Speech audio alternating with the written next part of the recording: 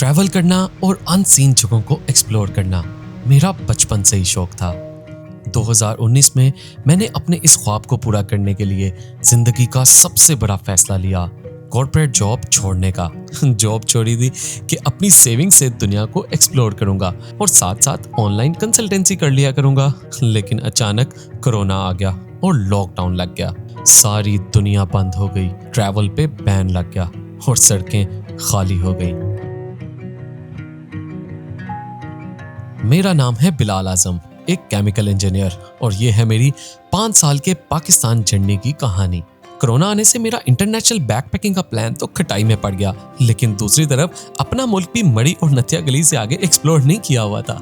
लिहाजा प्लान बनाया कि जब तक दुनिया ओपन नहीं होती मैं पूरा पाकिस्तान ही एक्सप्लोर करना स्टार्ट कर देता हूँ। और इसके लिए मैंने सोलो बाइक राइडिंग का ही प्लान बनाया, ताकि जब मर्जी अपना प्लान बनाकर निकल सकूं और साथ साथ ऑफ रोडिंग करके हिडन जगहों को भी एक्सप्लोर कर सकूं।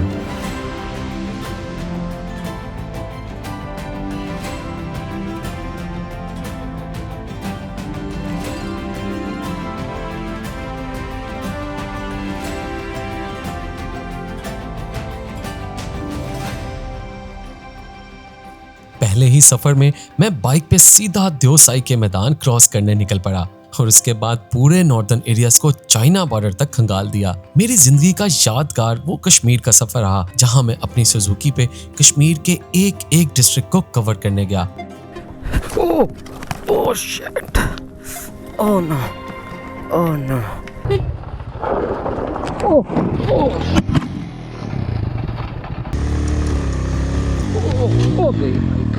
बहुत से लम्हात ऐसे भी आए जहां मैं गिर जाता था, लेकिन फिर अपनी पार्टनर को उठाता, किक लगाता और निकल पड़ता।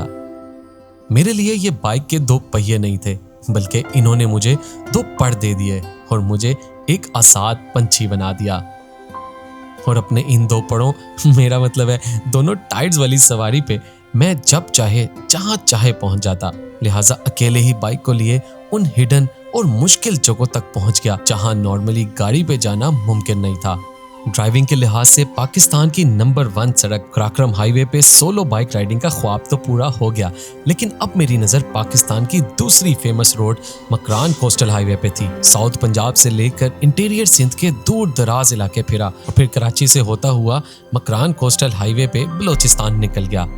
पाकिस्तान के खूबसूरत बीचेस के साथ साथ होती हुई इस खूबसूरत रोड से गुजरते हुए मैं उन जगहों पे पहुंचा जिनका मैंने पहले नाम तक नहीं सुना था।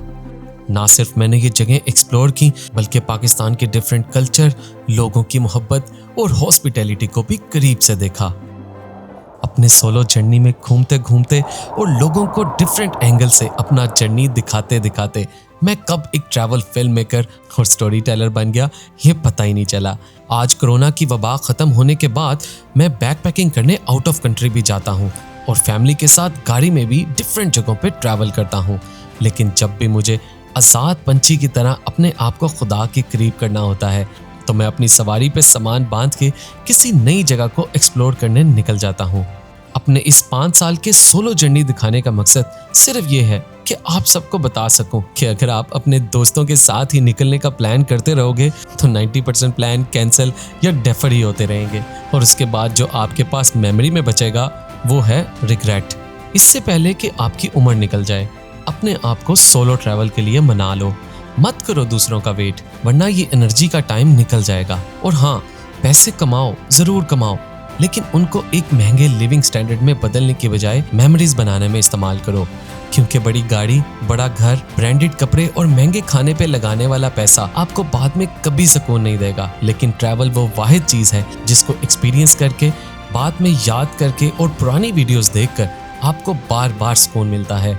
और मेरा मानना यही है कि ट्रैवल आपकी हेल्थ के ऊपर एक इन्वेस्टमेंट है, जो कि कभी भी आपके किसी भी गम या दर्द को हील कर देती है, क्योंकि बाद में आपको इन मेमोरीज को देखने के बाद सुकून मिलता है कि मैंने अपना पैसा और वक्त सही जगह पर सर्व किया।